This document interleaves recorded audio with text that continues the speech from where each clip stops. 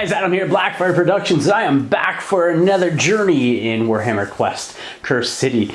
Today, our heroes are going to go on a journey and scavenge for some supplies so they can take the fight that much harder to Radukar and his minions. They're going to be going through the streets of Ulfenkarn looking for supplies, realm stone, and other things that they can use. Before we get into this journey, I want to give a big shout out, obviously, to Torchlight Games and Hobbies in Burlington, Ontario. If it wasn't for you guys helping me get this box set, I wouldn't be doing this stuff here for you guys. So thank you very much to everybody over there. If you haven't yet, check out the link in the description of the video down below to their website. There they have everything you need hobby-wise, whether it's being miniatures, Games Workshop, and other brands, or even hobby supplies. If you're going to be buying your hobby supplies, make sure that you use the code FIRE5 and save yourself 5% off of those. So check that out in the description and down below. So big shout out to those guys again. So yeah, our heroes, we got Yeltsin, we got Glario, Cleona, and Brutog back. They will be delving into this journey headlong as they search for their supplies. Couple of changes to setting up the board and such. When you're getting ready to play, those discovery cards that you took out, which are the Realmstone ones, I think it's 2 of value 1, 3 of value 2, and 2 of value 3. You put those back into the discovery deck because those are going to represent the supplies that you find in this journey. And what happens is the mysterious objects are set up, and when you search for those, they start bouncing around the board and such as well. And every time that you search one of those mysterious objects, the quest tracker moves up a step. And so the victory condition for this basically is if the journey ends while there's at least one hero not out of action, and the quest token has reached the 10th space on the quest tracker, the heroes are successful and any other result is a failure. And then consequences obviously for this is any heroes, if the heroes are successful, they each gain experience, and then if the heroes fail, there are no additional penalties. But after the journey, both fear and influence grow by 1 as I'm sort of distracted looking for supplies and stuff like that. So yeah, that's the gist. So I haven't rolled off for the map or anything yet, so I've already starting to get myself organized, but with models pulled out and everything. But let's roll for the map and see where we're gonna play for this scavenge event. So let's delve into this journey. So here we are with the chart that we're going to be rolling on. So I'm going to be taking the quest die and rolling it, and then let's see what we get. So it is a 9, which is the leader chooses one of the above. So let's see what that will get me in today's scavenge journey. I found the streets that we are going to be going through. We are going to be doing a scavenge through the Black Streets. That's right. That's what the map's going to be. So I will set it up and get ourselves ready for today's battle report. So I've placed my heroes like such on the drop-off point with Brutog and Yeltsin and then Glario and Cleona there. And this is what the map looks like. You got Lich Gate here and here, one over here, another one over there. That's one of the mysterious objectives. Mysterious objects, another one there, and then over there as well. Oh, I forgot to put the gate for the extraction, though. I'll have to do that. I think it's somewhere back in that corner. I will double check and place that here shortly. But let's do the first 4 encounters and that deployment next. So let's see what the first 4 encounter groups or hostile groups are. We got at the first mysterious object that's close to us, 2 dead walker zombies. Because we're all level 0 at this point still, because we have not leveled up. At the second closest to us, it's Watch Captain Helgrim. And then we got Virko's Bloodborne, and getting all the biggies right off the bat. And then 3 Corpse Rats at the next one. So I'll deploy those and get those on the map and fix that one error where I forgot to put the extraction point. Okay, so looking for the extraction point, because I thought I missed it. clearly I did miss it because it's not there. I'm not seeing where the extraction point is on this board. So I'm just going to place it at the very furthest point away from the drop-off area, which is over here. So I'm just going to put it right there like so for the extraction points. All the rest have it. Like there's one there, and there's one up there, and there's one there, but I don't see it on this map. I might be blind, and if I am, or if I'm missing something that I don't know, let me know in the comments of the video down below. But yeah, so I just put it right there, furthest away from the drop-off zone over there. So I'll deploy the hostile groups next.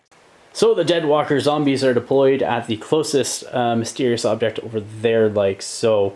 Then Helgrim is at the next nearest mysterious object, which that raven there and that raven mysterious object over there are both equal distance. So I put Helgrim over there, and then the Virkos Bloodborne there like so, and then that leaves hostile group number 4, which are 3 corpse rats all the way over there. So let's start off with round 1, or first activation phase. Alright, so turn 1 starting, and we move the nightfall marker 1 step along the tracker. That is the journey phase. That's all we're going to be doing for this journey during that phase. And then we have the destiny phase, which is where I get to roll my destiny dice, and let's see what I get. So the 1s go away, and they are put off to the side, but the 2, 3, and the 6 all stay there like so. So that will be handy. I then get to do my activation rolls when I go into the initiative step. So let's start with Yelson first. Yelson gets a 1, 3, and a 2. As well as a 5, so at least if he gets to something, he can do some searching. Galario, he gets a 3, 3, a 4, and a 6, so he'll be rocking something, whether he takes on the Virkos Bloodborne sibling of his, or somebody else. I think they're siblings, maybe they're cousins, I can't remember. And then we got Brutog, who is doing okay, nothing too crazy, with a bunch of 4s, a 2, and, well, 3 4s and a 2. And then we got Cleona. Cleona gets a bunch of 1s and a 5. So I will definitely be sacrificing one of those 1s to get rid of, or to gain a inspiration point right off the bat with her here in 1 second. Well, I'm not sure if this is a good or a bad thing, but during the start of the initiative step, which we're going into, what Cleona can do is this hero's player can choose to discard 1 or more of the hero's activation dice that have the same score as the discarded destiny dice. For each activation dice discarded, gain 1 inspiration. So I have 3 1s, and those are the things that have been locked out. So I'm going to gain 3 inspiration points and just inspire her right off the bat, like so, leaving her with 1 activation die. But I do have 3 that I can use in the destiny pool, so she's going to be inspired right off the hop, and I'll put that 5 back there like so. I think it was safe to do that just because there's nobody that's right on me right at this point in time, so we're going to be going through the initiative step and actually placing the cards. So we have, who is this? That is Glario going first. I'm not sure if I want him to go first or not. And then I have, this is Yelson. Again, not sure if I want to be going first with everybody. Brutog, I did shuffle these too. So then we got Hero Group 2, or Hostile Group 2, sorry.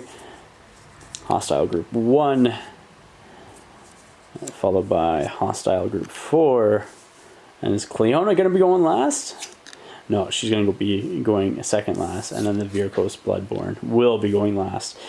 So that's that. Gambit-wise, I think I'm just going to ride it out, I think, and see what happens. Maybe I can get up and kill some zombies and start searching things right off the hop. So Glorio's going to be going first. What I'm going to do is I'm going to spend the 2 of my Destiny die just to get him moving here. So he's going to go 3 right off the hop. So 1, 2, 3. And then he has a 6 on his card. So he's going to spend that to use Duelist. So I can make a run action followed by a weapon action. And if I use the Geist Sever, then it's treated as being a critical success if it is a success. So we're going to go and we're going to run now. So it's going to go 1, 2. I got to go here and stop because I'm now adjacent to the Deadwalker zombies. So it's now going to be time for my attack, which I am going to do my Geist Sever attack. I think, yeah, I'm going to do my Geist Sever. Let's see if I get anything. And it is a crit, which is just going to get rid of one of those Deadwalker zombies. And I'm going to have some fun, hopefully, with the other one as well. Glorio's going to use one of his 3s now to do another Geist Sever attack into the other Deadwalker zombie. Doing 2 damage to it, but they are 3 damage apiece, 3 wounds apiece, I should say. And so then he's going to spend the second, third, 3 to do it again. Try to take him out, which he does. So that will gain him an inspiration point automatically because he killed the last hostile in a hostile group. So he has 1 inspiration from that. He might gain more inspiration as well from killing those Deadwalker zombies. He's going to then spend the 3 off of here. That's the second one that he has spent. And he's going to move up here like so. And he's going to search that with his 4. So we'll see what that is next. And let's see what I get from the Discovery deck. It is a Realm Stone of 1, so I'll slide that under his card. He can carry that and save that for a later date. After that we got to check to see if he gains inspiration points. So he killed a total of 6 wounds of creatures. So that's 6 or below. He gets another inspiration. He does not. He gets an 8.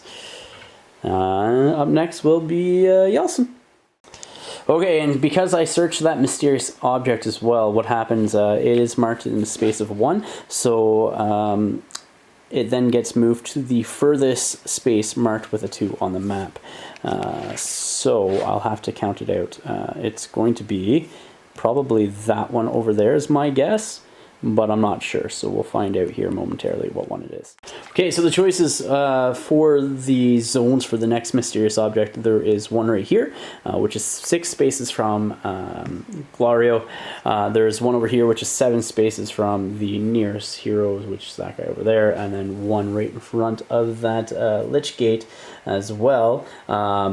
So that's also 7. So I'm just going to put it over here, and that way I can come over this way looking for it, and I don't have 2 hostile groups coming after me right off the bat. Yeah, and that's that.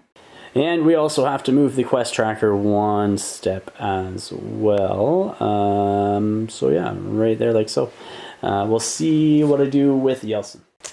Alright, so Yelson's going to spend his 1 to move, so it's going to be 1, 2, 3, and then he's going to spend his, let's do his 3, or his 2 to move again, so it's 1, 2, 3, putting him right beside that mysterious object, and I'm going to search it with his 5, leaving him with a 3. So I've used 1 and his 2, gone, his 5 to search, and then leaving him with his 3, which I'm not sure what I'm going to do yet. Discovery deck time, let's see what he gets. He gets a Realm Stone of 3+, so Yelson, survive and carry that back to the Adamant, back to the ship, so you can buy some goods. And Yelson is going to basically just put that into reactionary dice in case Watch Captain Helgrim charges him, and then once he moves into a space, I can make an Ardent Blade attack up against him. So yeah, he's just going to stay there like so. So locations for the mysterious object that was just searched. There's one location here which is 8 spaces. There's another one over here which is also 8 spaces away from Glario. There is one right here as well in the doorway, which is marked as number 3, as well as one in this room. So I am going to put it right here in that spot there. So where is it here? There it is there. And it is going to be moved right there like so. And also moving the quest tracker 1 space, because that is the second mysterious object searched. Brewdog's going to be going next. He's going to be taking a move action going 1, 2, 3, followed by a run action with one of his 4s, and goes 1, 2, 3, 4. And then I guess he's going to be taking another move action with his second 4 there and going just right there. And then he's going to have some fun with Helgrim. Alright, so Brewdog is going to use the 6 off of the Destiny pool, to do to do a tenderizing blow. So this action can only be made once per turn. The hero makes a free Marrow Masher weapon action, rerolled failed attack rolls. For that action, that weapon action has a damage value of 3+5 or 3/5. So let's see what I get going into Helgrim. So that is 3 damage going into Helgrim, and then he's going to do 4 to do another Marrow Masher, I guess, trying to get as much damage on him as possible. So let's see what I get. It is a crit, so that is I did 3 damage with the first one, and then 4 damage with the second one. That is 7 damage going into Watch Captain Helgrim, which is fantastic because, yeah, that's all I needed. So the Marrow Masher was boosted up to 3/5, which I only got 3, and the second one is a crit. He has no way of getting rid of that damage, so yeah, Helgrim is dead. Like so, and these cards actually have to be moved, and then Brewdog will automatically gain a inspiration point too, because Helgrim doubles the amount of wounds values of hostiles he's killed. So after Brewdog, it would have been Watch Captain Helgrim, who was driven off, followed by the Deadwalker zombies. So then we go over to hostile group 4, which is the Corpse Rats. So let's see what those guys are going to do. Here we go for the behavior roll of the Corpse Rats. It is a 7, which is Sewer Swarm. Remove all wound counters from the acting hostiles, and then each acting hostile makes an advanced action. And their advance gets to move them 3, or their movement gets to move them 3. So 1, 2, 3, followed by 1, 2, 3, and then this guy's gonna go 1, 2, and 3 over there, like so, because Glario is the closest enemy or hero at this point in time. I have Cleona next, who's going to take a run action with her 1 die here, which is a 5. Yeah, I guess it's just going to be a run action, so it's going to be 1, 2, 3,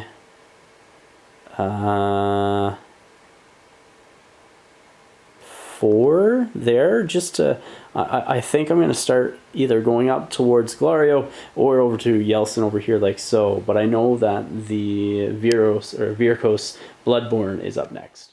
Behavior roll for the Virkos Bloodborne. Let's see what he gets. He gets a 4, which is charge, which is 2 advances or 2 movements, and then a weapon action basically. So let's see who the closest one is. It's going to be Cleona for sure.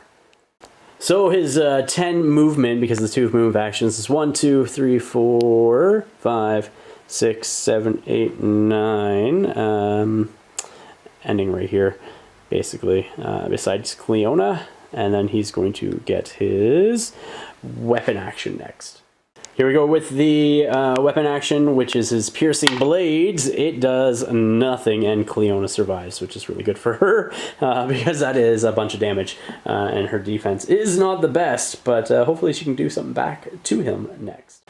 Going into the vent phase, let's see what happens, if anything at all. Oh, 1. Destiny denied. Do not make a destiny roll at the start of the next turn. That isn't good. No destiny dice. Womp, womp, womp.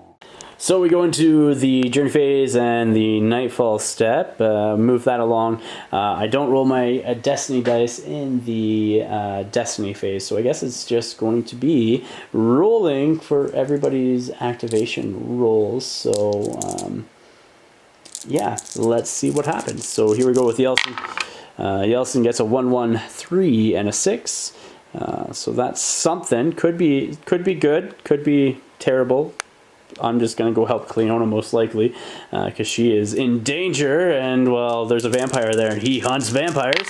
And this is Glario just going down the track, basically.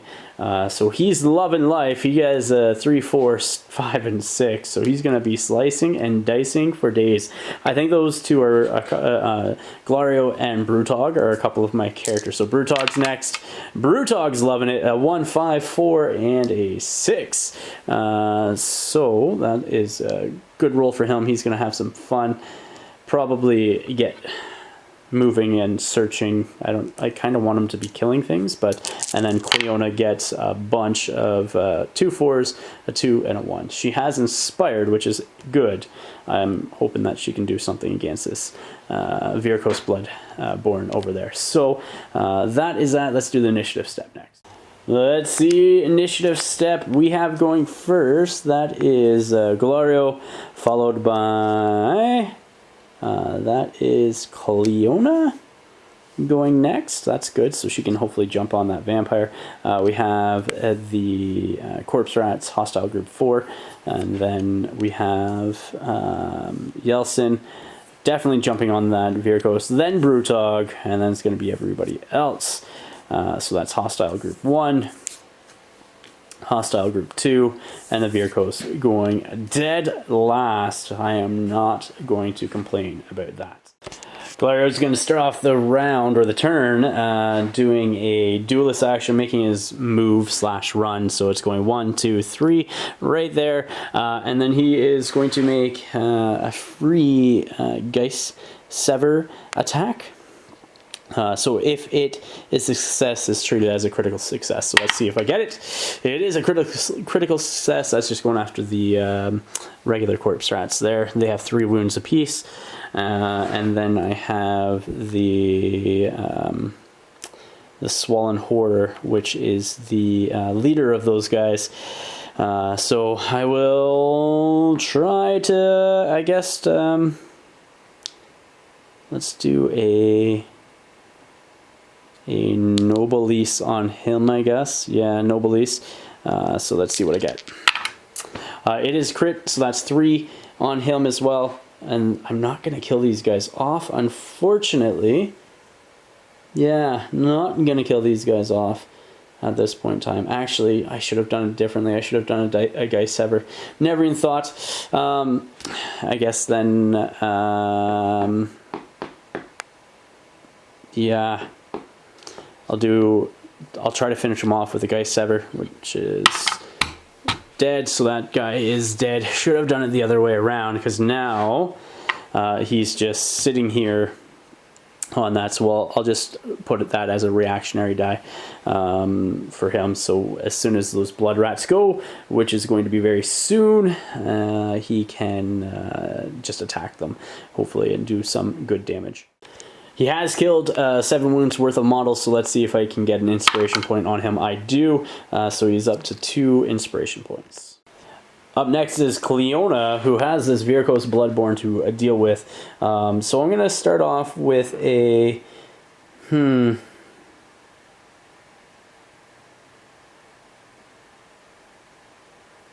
Oh. Dang. I should have used her Heavenly Alignment ability. Actually, I don't think I could have. Anyhow, because nobody else was in her tile. So I'll start off with a Thrice Blessed Mace. 1+ there. It gives me a red and ivory die. Damage is 2/3 going into the Virkos Bloodborne. Nothing. Alright. I will do that again with a 2. That's a crit, which is good. That's 3 damage into the Virkos Bloodborne. But he does have Shadow Fast, so on a 9 plus he ignores the damage. It is a 9, so it is ignored. And boo! On a 4, I guess she'll do the Thrice Blessed Mace yet again. It's going to be a crit, and because you take the best roll anyways. So let's see if he ignores that damage. He does not, so he's going to take 3 damage from that, and then I'm going to do a Heaven's Bolt Stiletto and try to hopefully stun him. So it's 1 damage from that. Does he ignore the damage? He does ignore the damage though, which means that, yeah, he is not stunned either. Technically, I couldn't have done that Heaven's Bolt because it's ranged and he's in melee with me. It would have been a Thrice Blessed Mace, but he would have ignored any of the damage anyway, so there's no harm, no foul. I guess we go to Group 4 next, which is going to be the Corpse Rat that is over there. Let's see what he does. That is a 12, which is a Death Leap. Each acting hostile makes a charge action, rerolled failed attack rolls for the charge action and weapon action. After an attacking Corpse Rat's hostile makes a weapon action, the target hero can make 1 free weapon action that must target the Corpse Rat. So he's going to move into base contact with Glario, who will do a Geist Sever attack. So let's see, using his reactionary die. It does 1, which is only 1 point of damage. After charging in beside Glario, let's see what the attack does on him. It is 1 success. So Glario's defense is a blue die. So let's see what he blocks. He blocks it though. He's blocking it because it only causes 1 point of damage on non-successes. And then after an attacking Corpse Rat hostile makes a weapon action, the target hero can make 1 free weapon action as well. So it's going to be another Geist Sever. See if I can do a couple of points of damage into this Corpse Rat. I can with a crit. And that means that he has slain that Corpse Rat as well. So that is pretty good. And then each time a weapon action made by this hero slays last hostile group, you gain 1 inspiration point. So I guess Glario is going to inspire because he now has 3 inspiration. After the Corpse Rat, it's going to be Yeltsin, who is going to take a run action, because he is here, to go help Cleona from the Virkos Bloodborne. So it's 1, 2, 3, 4 to go there with his run action. And then that is using his 3. And then he's going to start unloading with some Ardent Blades. That is the hope, at least. So he'll use his 1 to slay or to attack into the Virkos Bloodborne. It is a crit, so that is going to be 3 damage into it. Does it ignore that damage? It does. This guy doesn't want him to die. I do get to make a Firewood Stakes reactionary thing. Nothing reactionary attack, I guess. Not reactionary attack, but due to my Ruthless ability. So I'll do that 1 again for another Ardent Blades, because I have another 1. It's 2 points of damage. Does he ignore it? She sure does. My Firewood Stakes. Let's see what happens there. Nothing. I'll use my 6 now, my last die, with Yeltsin to do another Ardent Blade. And it is a crit. And it is not ignored this time. And let's see if that's going to be 3 points of damage. And then Firewood Stakes does nothing. Yet again. So the Virkos Bloodborne does have 6 points of damage on him. Oh, and he only has 6 wounds anyway, so he is taken out by Yeltsin.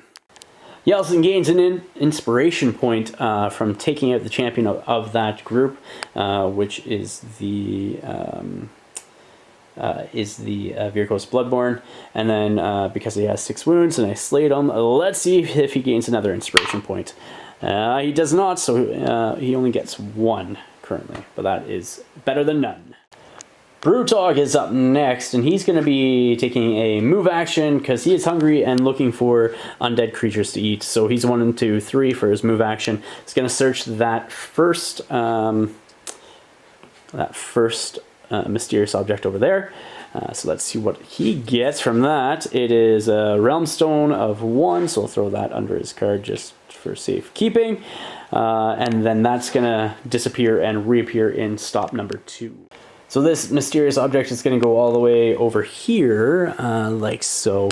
And then Brutog is going to move again and go 1, 2, 3 and search that one as well for his last, because he has a 5 and a 6 left on his card.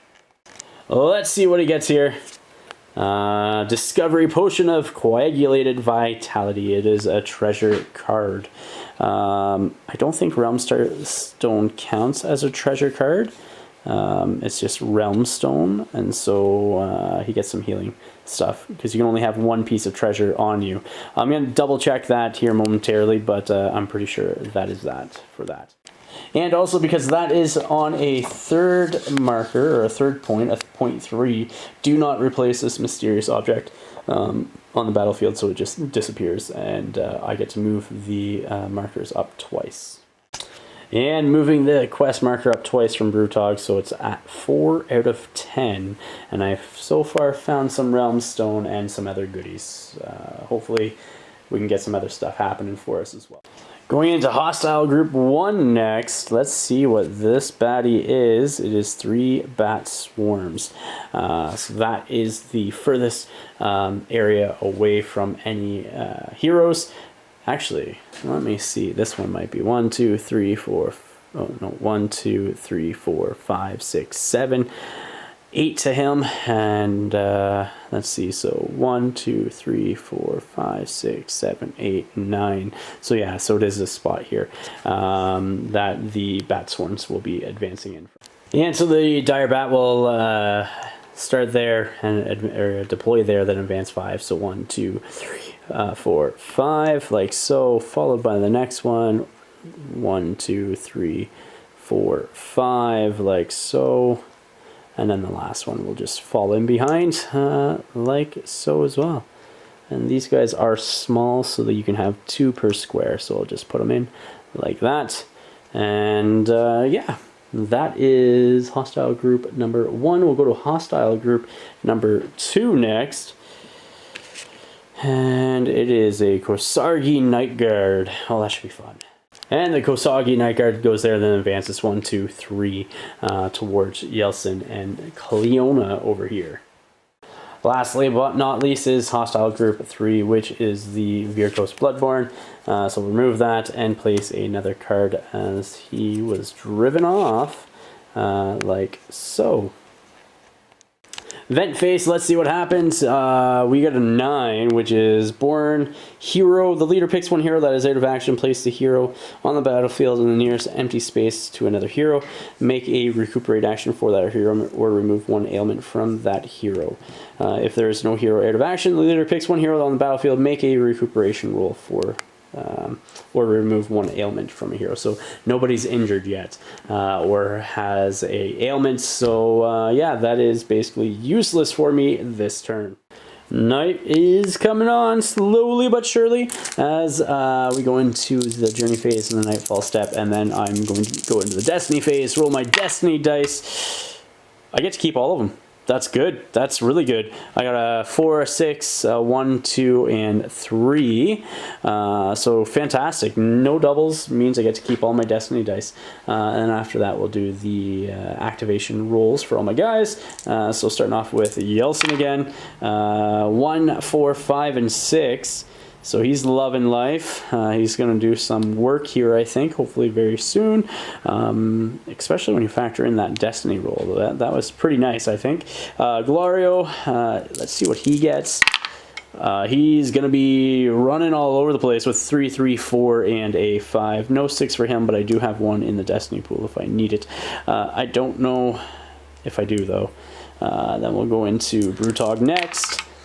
Brutog, that is cocked, has a 1, 4, and 2 6s. Oh, if there's somebody to eat, he's going to eat them, and just munch all day with those 6s. That is fantastic. And then Cleona last, but he's like literally all the way over there with not much happening, where all the action is happening down here as of right now. So yeah, let's see what happens with Cleona. So 1, 1, 2, and a 5. I think I'm hoping Cleona might go first, because that's a juicy little spot over there for her to start blasting people, but we'll see what happens next. Initiative step now. Let's see who's going and when for this turn.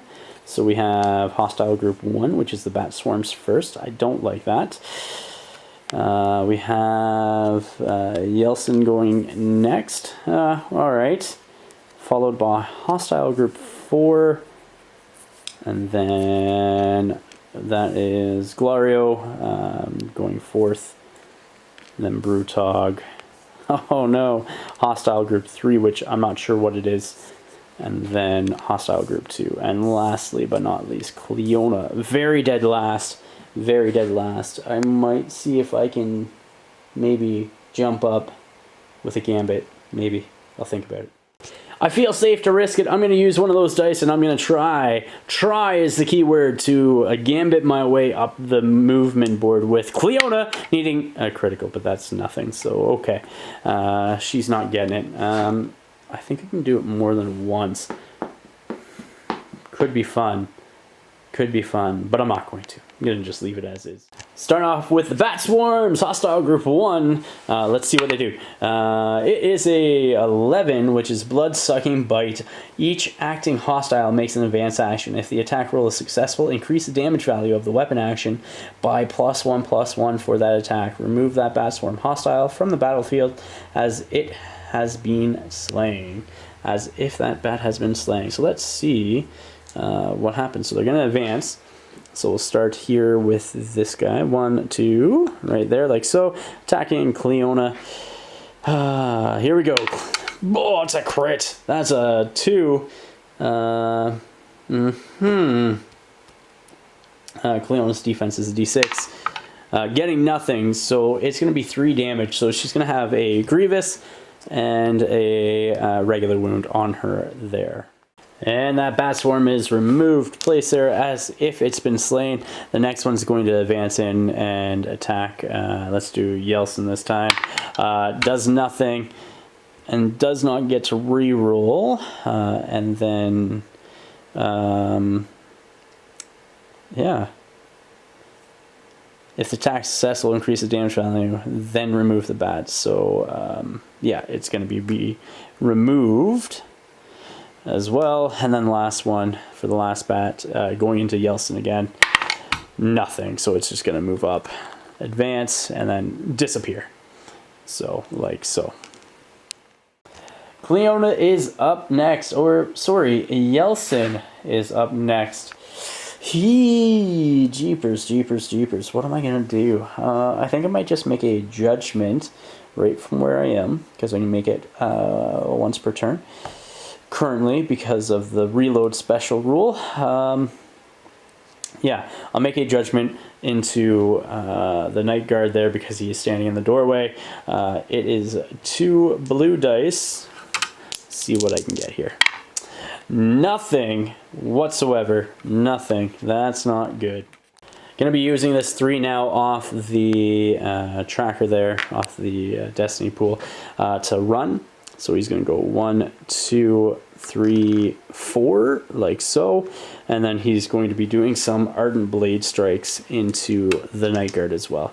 Going to be a bunch of them. At least 4 is my thoughts if I need it.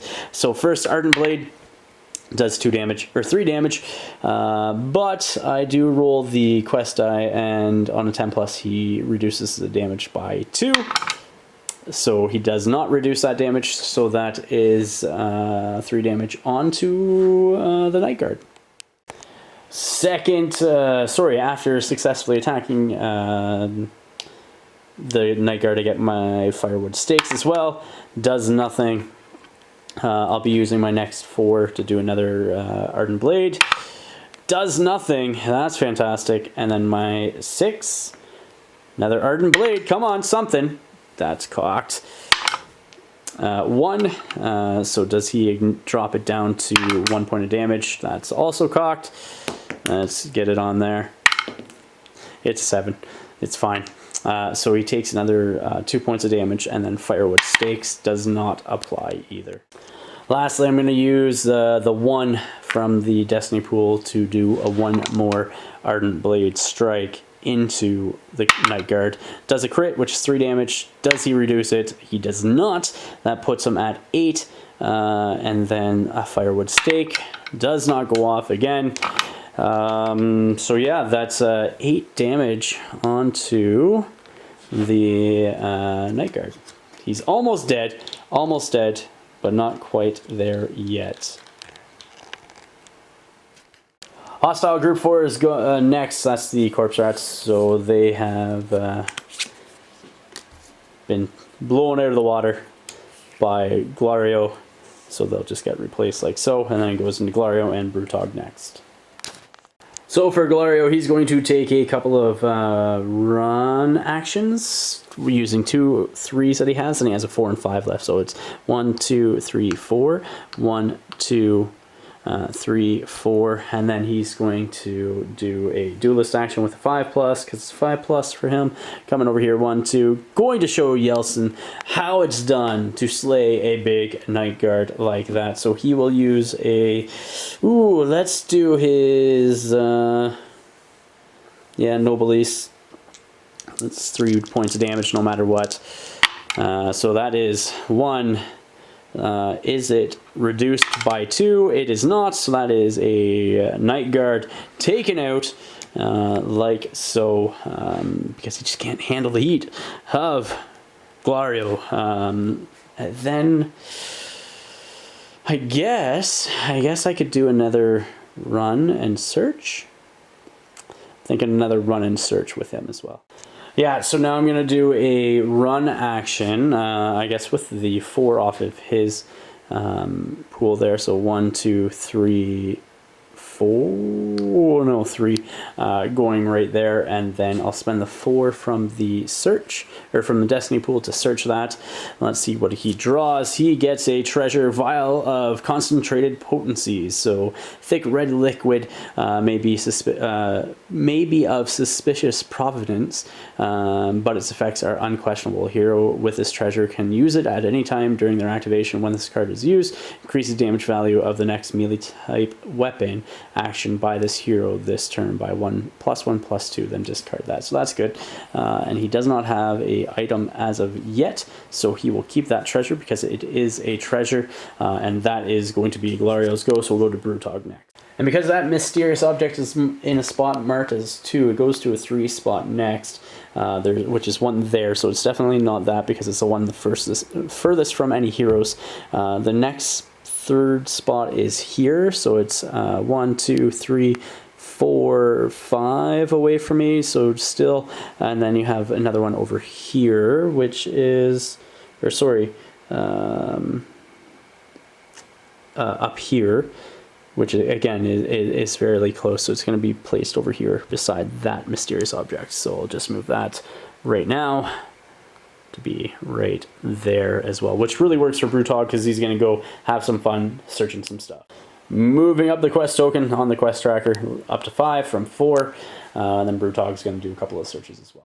So Brutog's going to spend that walk, so he's going to go 1, 2, 3. Followed by the 2 that's on the Destiny pool is going to go another 3, so another 1, 2, 3 up there, and then he'll spend the 4 that's on his card as well. That leaves 3, 6 on the board, 2 on his card and 1 in the Destiny pool. So his run action will be 1, 2, yeah, 1, 2. Let's just go 3 there, and then he's going to spend his 6s. For the 2 searches, hopefully. Well, we'll spend 1 6 first, because it could be something bad and it could make me go somewhere else. But yeah, we'll see what the first discovery is. Discovery time! Let's see what it is. It is a crisis. Resolve 1 crisis from the Journey quest. And I should say that is also going to be from the Skeleton quest token, which is marked in a 1 spot. So crisis, it is still daytime, so let's see what we get. We get a 2, which is 32, page 32, section 38. So let's see what this quest is.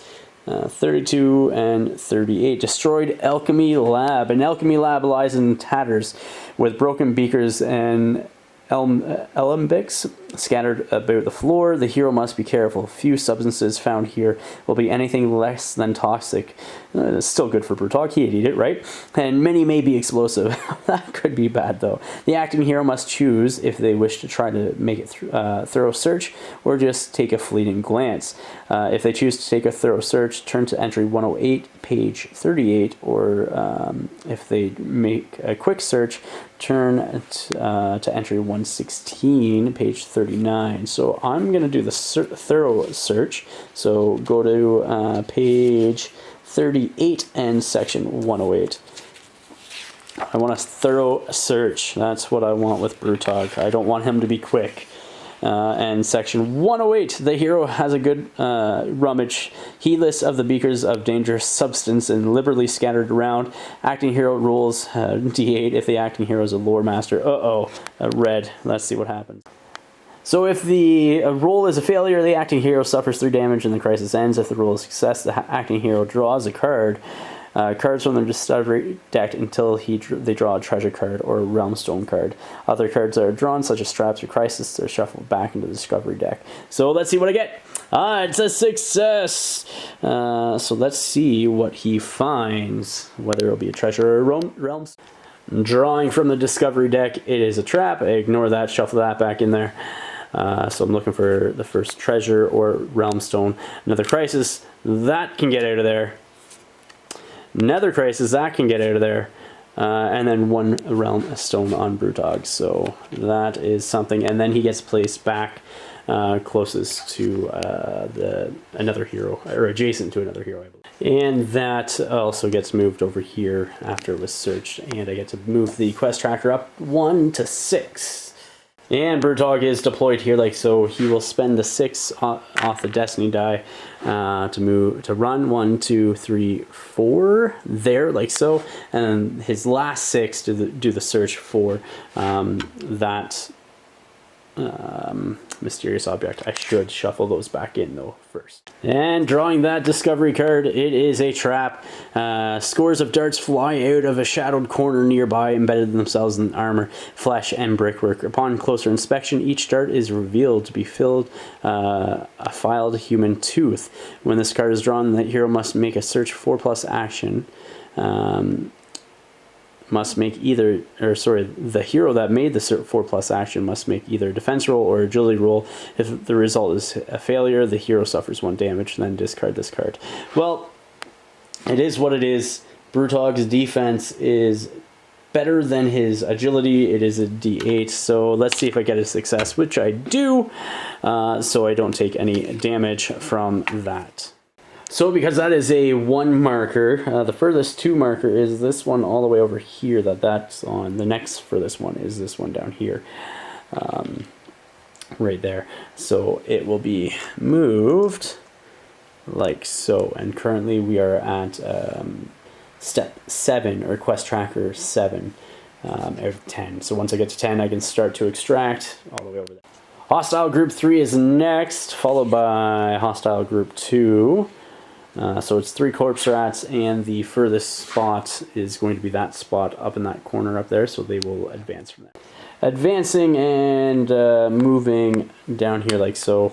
They can move 3, so they deploy here 1, 2, 3, 1, 2, 3, and then another one right here 1, 2, 3. I'm pretty sure Brutog is the closest hero, or Cleona. But this is still the quickest route here to get to either one instead of coming all the way down. It's just coming all the way over and down. So yeah, that's where they go. The Night Guard has been driven off. That is going to be changed out for Hostile Group 2. And another blank one, or unknown surprise one, is being placed down there. And we'll go to Cleona next, who's going to try to recuperate. Recuperating with first die. She has a D8 Vitality. Let's see what happens there. She does get rid of her 1 wound, and then she's going to recuperate again and try to get rid of the other one, which she does as well. So yeah, that's awesome. I'm not going to complain. That's the end of this turn, so let's see what the event is. It is a 7, which I think is they advance the night tracker by 1. Going into the next round, advancing the Nightfall token by 1, then we'll go into the Destiny phase. Let's see what I get from that. All those 5s are gone, leaves me with a 1 and a 6. Could be, well, better, but I'm doing all right. Not going to complain. And then I will go into the activation rules for everybody. So Yeltsin first. Let's see what he gets.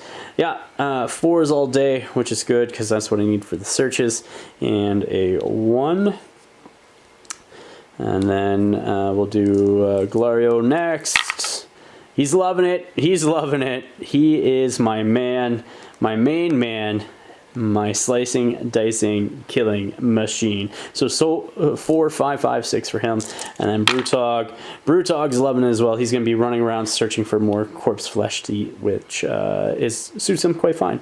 So 4, 5, 5, and a 1. And then Cleona, who has all her dice. She's doing well too, actually. She's ready to blast some people with 4, 4, 5, and a 6. Initiative step. Let's see who's activating and when. So we got Cleona right off the hop. I don't know what she's gonna do. Maybe go search some stuff. Then we got Brutog, who will go search some stuff. Then we got Hostile Group 2, which we're not sure what it is yet, but we will find out. Followed by Hostile Group 4. Again, not sure what they are either. Then Yeltsin. Then we got Glario, Hostile Group 1, and then lastly but not least, the Corpse Rats.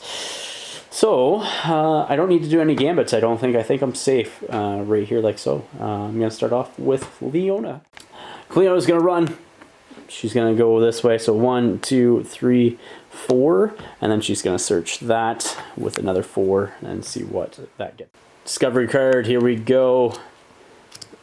Get away. She gets a realm stone of 2. That's pretty handy. That's pretty handy. I definitely think I'm going to be buying some good things this game, or at the end of this game. So the 2 spots that mysterious object right here could go to is over here, which is 8 spaces from Yeltsin, or the other option that I thought was over here, but this one's actually 7 spaces from Cleona. So it's gonna fly all the way over there, and I get to move up to 8 on the quest tracker as well. I think it's time for Cleona to just do a couple of run actions. I could run straight up this way, but I'm not sure if I want to do that. Yeah, I'm not sure. I might just come straight up the center here and just start flooding it that way, because everybody's, I think, we're at the point now where we can start hightailing it for that far escape pod over there, or I should say room over that way. So yeah, let's just do that. So 2 runs, so it's 8 movement. 1, 2, 3, 4, 5, 6, 7, 8, like so, and that uses both her dice. I could do, you know what, what I'm going to do is I'm going to use the 1 off of the Destiny pool, or the Destiny pool, to move 3, so 1, 2, 3, and then I'm going to search that with the 6 as well. So it's going to disappear because it's a 3 spot, and she's going to get another discovery card, Realm Stone 1. So yeah, she'll keep that as well, and that will put us up to 9 on the quest tracker. So we just need to search 1 more, then we can escape. Brutog is next. He has a 1 and a 4 and a 5 and a 5. So he's going to use that 1 to move. So 1, 2, 3. And then he'll use his 4, I guess, to run as well. Actually, hold on. 1, 2, 3, 4. He'll run to there with his 4. And then he'll search with a 5 to get that mysterious object over there. And here we go, searching. It is a crisis, like so. So let's see what he gets on the crisis chart. Here we go, daytime crisis. It is a 6, which is page 32 and section 42. So 32, 42. I'm moving the board too as I'm hitting things. So 32, 42. History of Flame. One hero notices some peasants gathering rich fabrics to burn for warmth. Among them, a valuable tapestry that details histories that might be lost forever. Surely they are worth protecting. The acting hero must choose to save the tapestries or allow the peasants their brief comforts. So if I choose to save the tapestries, do I really care? Yeah, let's save the tapestries. It's Brutog, though. Brutog doesn't care. He's going to leave the peasants alone. So go turn to entry 151, page 43. 151, here we go. Priceless knowledge and lore go up in flame, but the hero feels justified in their choice. The needs of innocence must come before the preservation of fusty artifacts. The acting hero gains 1 inspiration point, and then the crisis ends. And then he gets to be placed within base contact, or adjacent to 1 hero, so that is that hero there. And that moves that up to a 10 as well. So we are ready to extract if we need to. Brutog might just hold that door and just maybe decide to kill some rodents. Now he's going to use the 1 just to move, so he's going to go 1, 2, like so. And then he's going to use his 5 off his card to attack the rat there, the big one. Using the 5 for a Marrow Masher attack, let's see what he gets. That is only a 1, which only does 2 points of damage to him, which is not enough to take it out. Hostile Group 2 is next. Let's see what it is. It is 3 Ulfenkarn, and they're just going to be coming in most likely from that far lich gate over there. And they move in from here and then get to move 3, so it's 1, 2, 3. And the second, the officer is going to come there, and the other one's just going to go there, like so. Hostile Group 4, let's see what happens there. And 2 more Ulfenkarn. Well, I guess I know where they will be coming in from as well. The furthest point from any hero, which is this one all the way over here. So it's 1, 2, 3.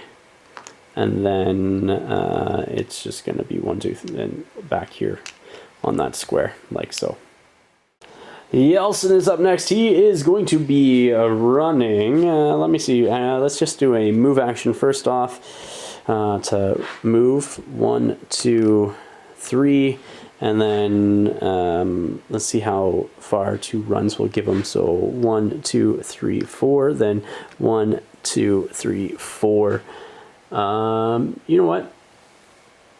I'm just gonna come here actually and try to kill off that 1 rat champion that Brutog has already struck in. Using the Ardent Blade there, let's see what happens. It is 2 damage, which is enough to kill it, and then I can't do a Firewood Stakes, but he does gain an inspiration point from killing a champion, and let's see if he gains another inspiration point as well. Let's see if he gets his inspiration point. He does not with a roll of a 6. We have Glario going next, and he is just going to be doing a lot of running to get all the way up there. So I can do 3 run actions and get to the extraction point and call the extraction point with a 6. So it's 1, 2, 3, 4, 1, 2, 3, 4, 1, 2, 3, and then call the extraction. So Glario is all the way over here and is calling the extraction for next turn, which won't be that bad. Hostile Group 1 are the bats, so they just disappear. The card is removed and replaced by something. Not a discovery. Encounter card, hostile group card, whatever you want to call them. Something like so. And then Group 3 are going to be the rats, so let's see what they do. 12, that's something good probably. As good as rats can be, that is. So Death Leap, so basically each hostile makes a charge, rerolled failed attack rolls. After the attacking corpse, hostile makes a weapon action, targeting the hero makes a free action. Yeah. So first one's going to attack into Yelson because it's right across from him. So let's see what happens there. So it hits, and Yeltsin has a blue defense. He takes 1 point of damage. That's okay, because he can still handle it. It's just a regular wound, not a grievous wound there. And then the other one's going to go into Brutog as well. Yeah, into Brutog. Nothing. And then again, critical, which is 2 points of damage into Brutog. And Brutog has a D8 as well, so he takes only 1 point of damage from that instead, which does slightly injure him. I almost forgot the attack rolls back. So that's the Ardent Blade into the first rat group, which is 2 points of damage, and then followed up by a Firewood Stakes. Nothing, so 2 points of damage on the first rat. And then let's see what Brutog does with his. He will just use a Marrow Masher on them, which is 2 points of damage on that one as well. So they both have 2 damage. Let's roll for the event phase. 8 is our time grows short, which just continues to move that. And I'm just going to move it a second time as well. Just due to the fact that we're going right into the next round. Destiny rolls. I get to keep everything, so 4, 5, 6, 1, and 2. Which is not bad.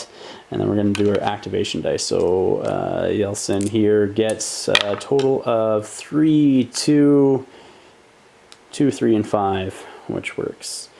And then Glario, after all the hard work he's done running around searching for lost heirlooms from his family or something along those lines, maybe a drink, he gets a 1, 3, 3, 5. Brutog gets 5s all around, so he's going to be eating some rats for dinner. And then Cleona is going to go next, which is a 2, 2, and a 4. So she'll be able to do something, and basically it's going to be the extraction. I'll kill these guys and then extract. That's going to be it.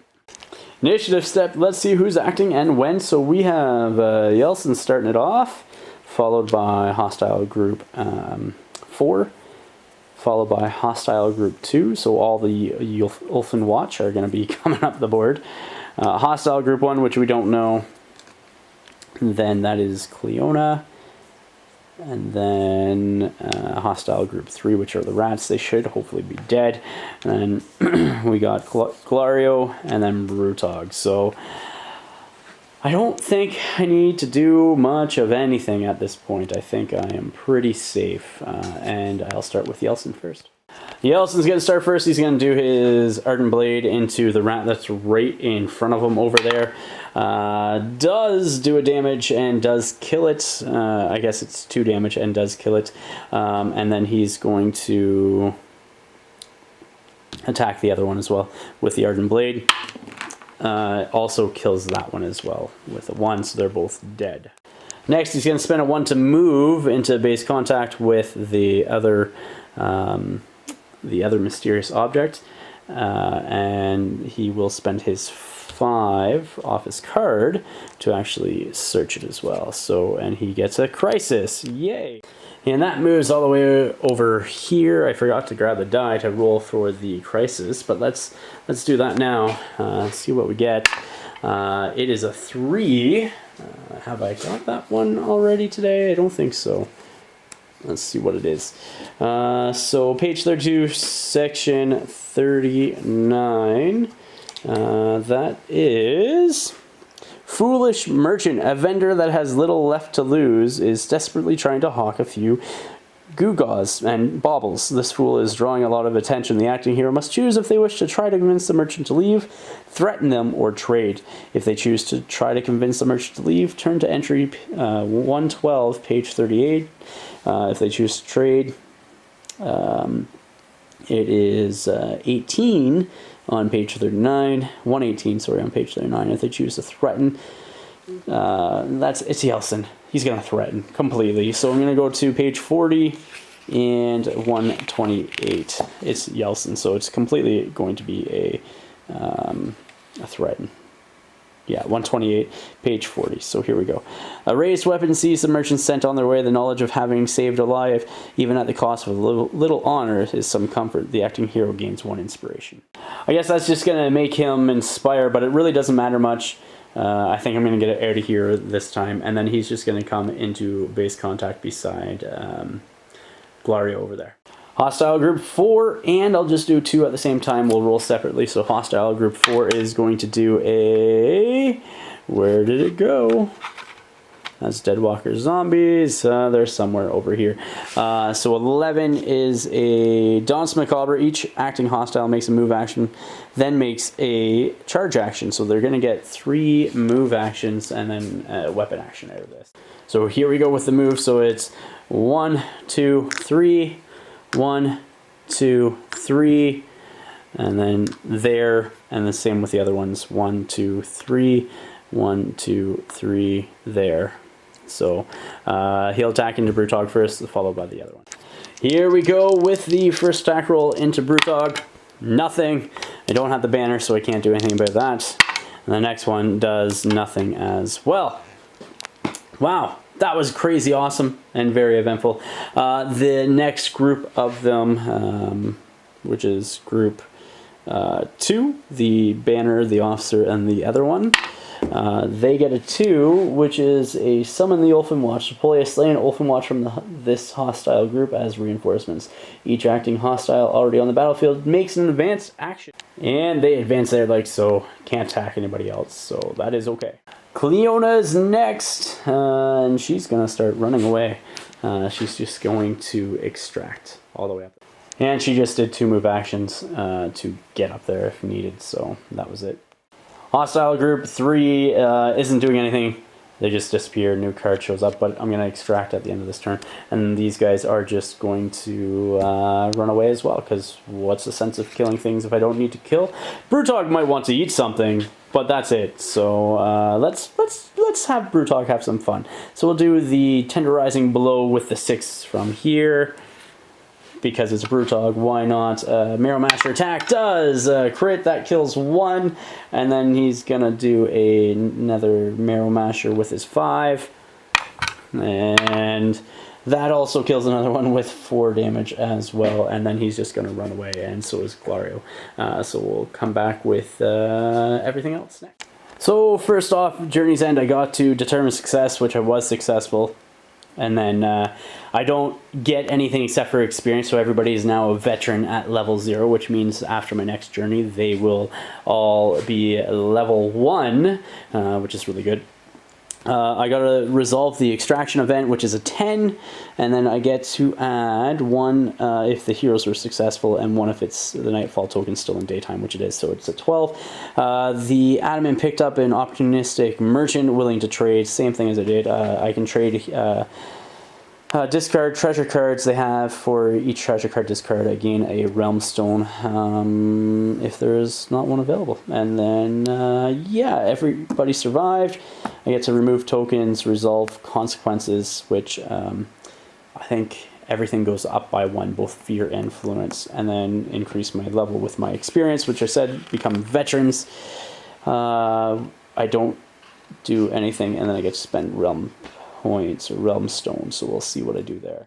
Alright, so Yeltsin had 3 realm stone, so I have bought him the empowerment for his armor, which is increases his vitality to a D8, and then for Glario I sold his vial of potency or concentrated potency, and his 3 realm stone that he took 2 from Brutog, because you can trade at one of the points during this, so that's what he did. He talked Brutog into giving him his realm stone, because what does Brutog need? He needs undead flesh, that's it. So let the rich man have the riches and spend them. And so we increase the damage value of this hero's melee type actions by +1. And then Cleona had 3 realm stone points as well. And what I bought her was the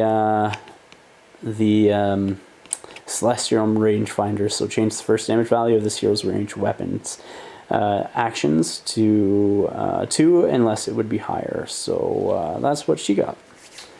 Alright guys, you just saw the journey between Yeltsin, or with Yeltsin, Cleona, Glario, and Brutog in the Black Streets as they scavenge for supplies that they can use in their fight up against Radukar and his minions.